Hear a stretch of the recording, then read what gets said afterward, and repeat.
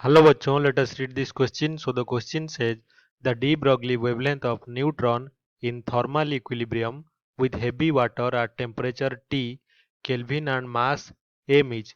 तो हमें ये फाइंड आउट करना है कि डी ब्रॉगली वेवलेंथ न्यूट्रॉन का थर्मल इक्विलिब्रियम में विथ हेवी वाटर के कितना होगा जबकि उसका टेम्परेचर कितना है टी इन केल्विन है और मास क्या है एम। तो इस क्वेश्चन को सॉल्व करने के लिए हमारा जो कि कॉन्सेप्ट होगा ये सबसे पहले जान लेते हैं। तो ये कॉन्सेप्ट हमारा है कि कॉन्सेप्ट डी ब्रॉगली वेवलेंथ जो कि मैटर वेव के लिए हम लिखते हैं डी ब्रॉगली वेव लेंथ। और दूसरा की कॉन्सेप्ट है हमारा काइनेटिक थ्योरी ऑफ गैस। तो डी ब्रॉगली वेवलेंथ से जो वेवलेंथ है किसी भी पार्टिकल का लैम्डा इज इक्वल्स टू हमें पता है h डिवाइडेड बाय p है, या फिर इसको काइनेटिक एनर्जी के टर्म में हम लिख सकते हैं is equals to h divided by square root of 2 into mass of that particle into kinetic energy of that particle. और काइनेटिक थ्योरी ऑफ गैस से हमें ये पता है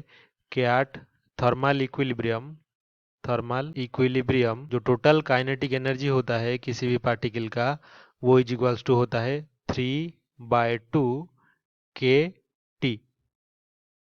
तो टी यहाँ पे टेम्परेचर इन केल्विन है और के क्या है बोल्ट्जमैन्स कांस्टेंट। तो इसी काइनेटिक एनर्जी को अगर हम वेवलेंथ इक्वेशन में पुट कर दे तो हमारा जो लैम्डा है इज इक्वल्स टू हो जाएगा h divided by 2 into m into 3/2 k T और इसका स्क्वायर रूट। तो यहाँ से 2 से 2 कैंसिल हो गया और इसको रीअरेंज करने पर ये हो जाएगा h divided bye 3m k T का स्क्वायर रूट। तो यही हमारा वेवलेंथ का फाइनल आंसर होगा। तो जो फर्स्ट ऑप्शन है h by square root of m k T गलत होगा। Second option h bye 3m k T ये सही होगा क्योंकि ये हमारा आंसर के साथ मैच कर रहा है।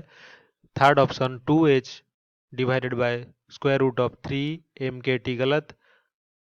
और fourth option 2h by root over of m k T ये भी गलत। तो only option 2 is correct. I hope you have understood this well. Best of luck.